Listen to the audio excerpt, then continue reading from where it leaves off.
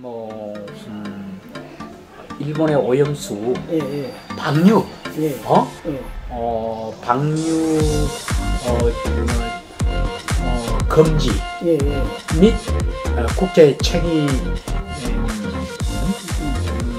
요구하는 예. 그런 기자회견을 열고 그걸 받아내기 위한 시민단체에서 예, 예, 예. 일본 정부를 상대로 하지 마 받아내기 위한 연대 기구를 하나 만드는 게 필요합니다. 지금 평화단체 800단체, 900단체 등들이면 이거는 대단한 거죠. 우리 정부로 하여금 정부도 압박을 주는 거야. 뭐 하는 거냐? 왜 제소 안 하느냐? 중국하고 같이 협의해가 임제를 해서 같이 한번 공동으로 제소를 하라.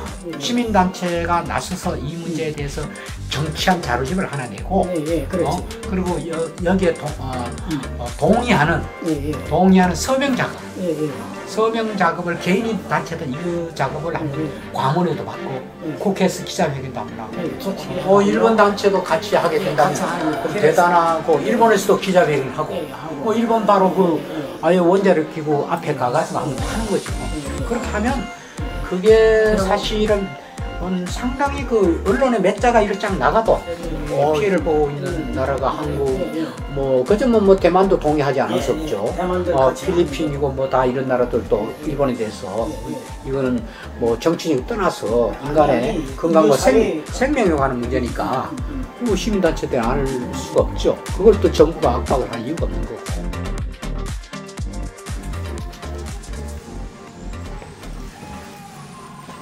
이렇게 만나니 반갑습니다. 예, 반갑습니다.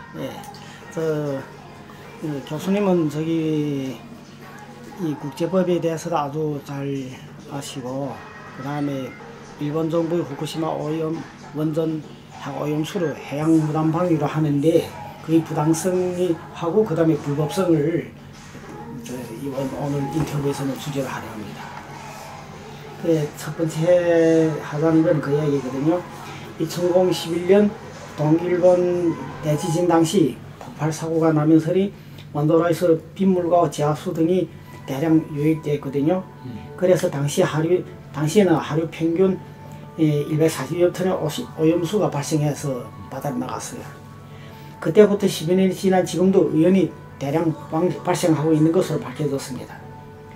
일본 정부는 2021년, 그러니까 2년 전이거든요. 4월 13일에 후쿠시마 제1원자력 발전소에서 나오는 이런 방사성 오염물질을 해양 방류하겠다고 정부의 공식 방침으로 정했습니다.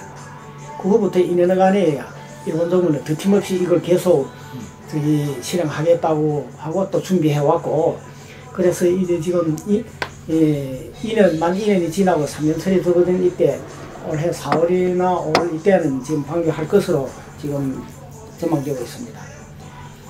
그래, 당시에는 일본은 물론이고 한반도의 남과 북, 그 다음에 중국이나 필리핀이나 러시아에서 이 주변국들에서도 직접적으로 피해가 막심하다는 걸 알고 있었고, 또 거기에 대해서 지적했습니다.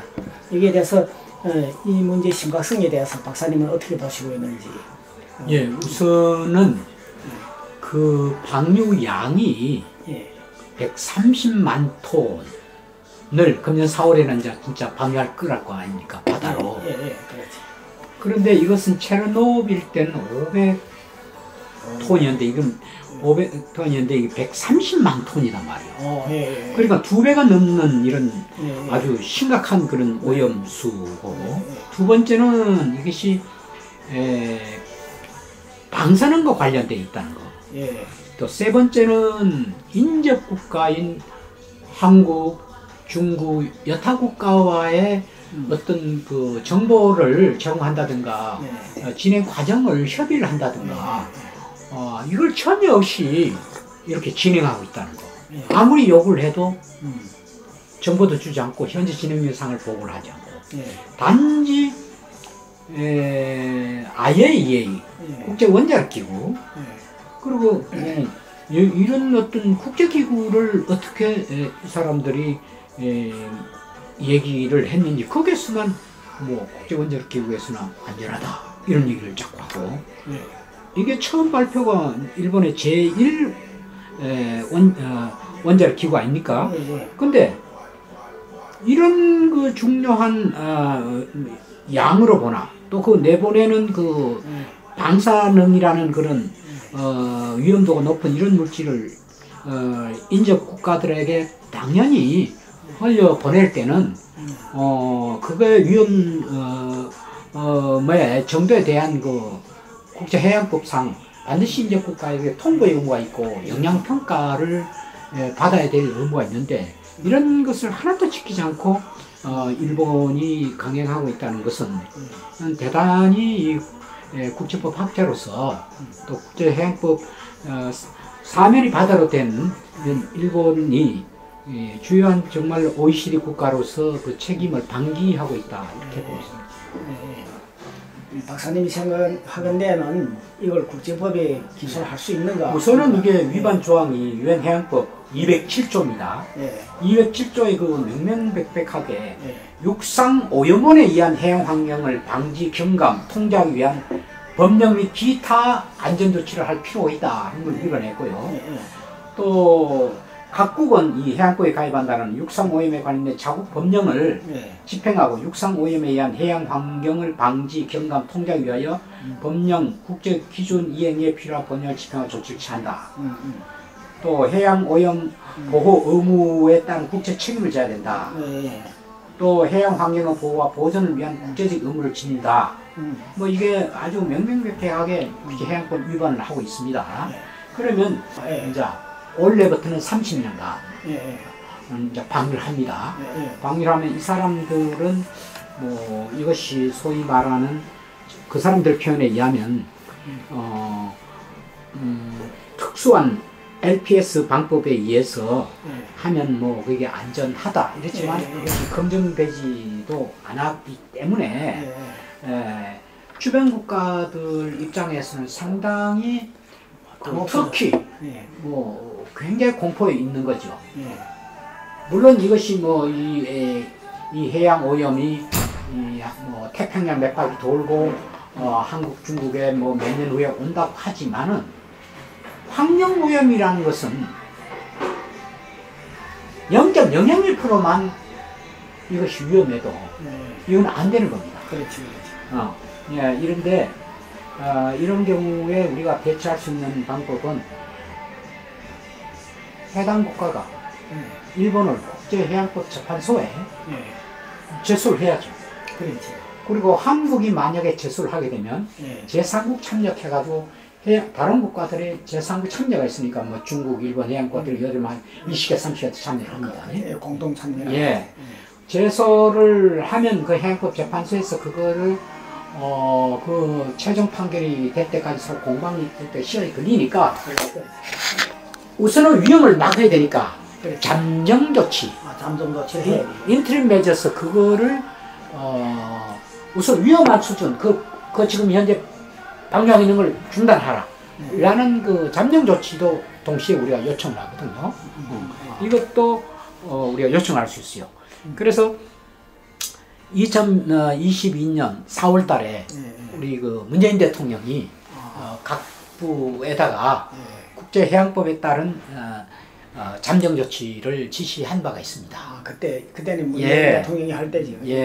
그런데 이게 새 대통령이 돼서 지금 그 야당이죠. 같은 여당인데 야당 의원들이 그 TF팀이 있습니다.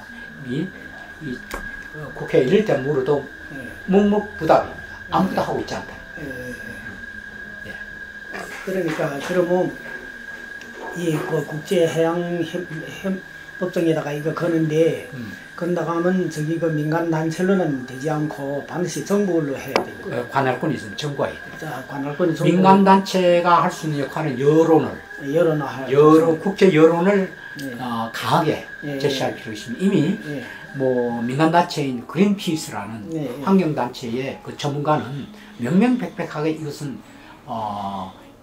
우리 인간에게 또 바다에 또 그 생선을 소비하는 자에게 지금 현재의 그 수치로 봐서는 체르노빌보다도 2배 이상이고 일본이 아무리 변명해도 안전하다 하지만 그것은 영양평가가 명백하기 때문에 명확하게 나지 않기 때문에 믿을 수가 없다. 이것은 위험도가 인간의 치명적인 어떤 위험을 준다. 그렇기 때문에 각 국가들은 국제해양법 재판소에 왜 제소를 하지 않느냐. 어떤 한 나라를 제소하면 다른 나라들은 거기에 그냥 참가만 이름만 빌려주면 된다. 연대할 수 있다 이런 얘기죠. 그 주장을 지금도 한국에 있는 그린피스 그 전문가가 그 얘기를 하고 있습니다. 근데 우리 정부는 지금 묵묵부답. 저기 했는데 저기 묵묵부답이다. 그러니까 지금 방금 저기 그 해양 방류로 하게 됐는데 아직도 묵묵부답이니까 저기 그 시민들이나 국민들은 지금 아주 난사하지. 지금 현재 우리가 그 한일 관계에서 쉽게 말해 강제 동원 문제, 일본군 성노예 문제 이런 여러 가지 또 국민들이 민감해하는 사항이 지금 불어주니까 그 밑에 물 밑에 깔려져서 실제 일은 지금 가려져 있지. 그렇죠. 장기적으로 국민의 어떤 그 먹거리 소위 건강과 생명에 관련된 이런 것을 지금 현재 제대로 역사 문제로서 지금 현재 그렇죠. 우리의 그 과거의 식민지 강점 자체를 정부가 합법시하고 그걸 내일 모레 갖다 바치려는 거 아닙니까? 맞아. 여기에 대해서 국민들이 굉장히 분노를 해서 이 정말 가장 중요한 이런 후쿠시마 원전 오염수 방류에 대해서 정부를 제대로 압박을 못하고 시민단체도 제대로 압박을 못하고 있습니다. 실제는 이게 보게 되면 일본 정부에서 해양 방류를 한다 이렇게 한 다음에 한국 그때는 당시 문재인 정부지만은 한국 중국 정부에서도 모두 강력하게 제기를 했거든요. 그런데 하자마자 그게 얼마 안 돼가지고서 미국이 제일 먼저 나서서 괜찮다 하면서 일본을 지지를 하고 방금 이렇다고 소리 나오거든요. 바로 그 점이죠. 바로 그 점이죠. 이러니까 이게 결국은 실제는 해양 문제, 오염 문제 이거는 전 인류 공동한 이런 문제이기 때문에 여기에서는 진영 논리가 통하지 말아야 되는데 이것이 지금 모든 말하면 진영 논리로 되고 있습니다. 미국과 IAEA라는 국제 원자력 기구가 오염의 기준을 볼 때 큰 문제가 없다 이런 말을 했는데 그게 어떤 증거를 내놓지 않고 그냥 그렇게만 얘기를 했단 말이죠. 그러나 전문가들과 또 국제해양법 전문가들은 견해가 전혀 다릅니다. 우선 일본이 이와 같은 진행 상황을 주변 위험을 느끼는 나라와 정보를 공유하지 않고 협조하자 하고 자료를 주지 않아요. 이것도 국제법 위반이라는 거예요. 그렇지. 한국이라든가 중국이라든가 관련 국가들을 계속 이렇게 하고 있고 우리는 어떻게 진행하고 있고 이 정보를 주지를 않아요. 또 협의를 하자 해도 응하지도 않고 이 자체도 여기에 볼 것 같으면 협조를 하지 않게 협조할 의무가 있어요. 그걸 위반하면 국제 책임을 지게끔 돼 있다. 국제해양 207조에 의하면. 지금 저희들이 지금 며칠 전에 일본에 가서 열흘 동안에 평화기행하고 돌아왔거든요.